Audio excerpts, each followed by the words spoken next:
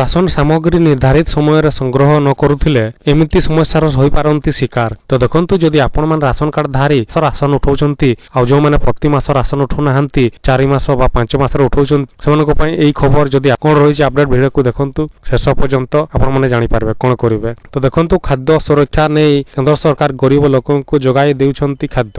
ଏଥିରେ ଲୋକଙ୍କୁ ମାଗଣା ରାସନ ଯୋଗାଇବାର ବ୍ୟବସ୍ଥା ରହିଛି। କିଛି ରାଜ୍ୟରେ ଚାଉଳ ବ୍ୟତୀତ ତେଲ, ଅଟା ଆଦି ମଧ୍ୟ ମିଳୁଛି। ତେବେ ରାସନ କାର୍ଡ ଧାରୀ ମାନଙ୍କ ସରକାରଙ୍କ ବିଭିନ୍ନ ନିୟମ ଓ କଟକଣାକୁ ସମ୍ପର୍କରେ ଅପଡେଟ୍ ରହିବା ଦରକାର। ଏଇ ଯେମିତିକି ଉତ୍ତରପ୍ରଦେଶରେ କୌଣସି ରାସନ କାର୍ଡ 6 ମାସ ଯାଏଁ ବ୍ୟବହାର ନ ହେଲେ ବା ରାସନ ସାମଗ୍ରୀ ଉଠାଣ ନ ହେଲେ ସେହି କାର୍ଡକୁ ସରକାର କାଟି ଦିଅନ୍ତି। ସେହିପରି ଦିଲ୍ଲୀରେ ମଧ୍ୟ ରହିଛି ସମାନ ବ୍ୟବସ୍ଥା। ତେବେ ଦିଲ୍ଲୀରେ 6 ମାସ ବଦଳରେ 3 ମାସ ବ୍ୟବହୃତ କାର୍ଡକୁ କ୍ୟାନସେଲ କରନ୍ତି ସରକାର। ହରିୟାଣା, ବିହାର, ଝାରଖଣ୍ଡ ଏମିତିକି ଆମ ରାଜ୍ୟର ମଧ୍ୟ ସରକାରଙ୍କ ତରଫରୁ କିଛି କଟକଣା ରହିଛି। ଏହାକୁ ଉଲ୍ଲଂଘନ କଲେ ରାସନ କାର୍ଡ କଟିଯିବ।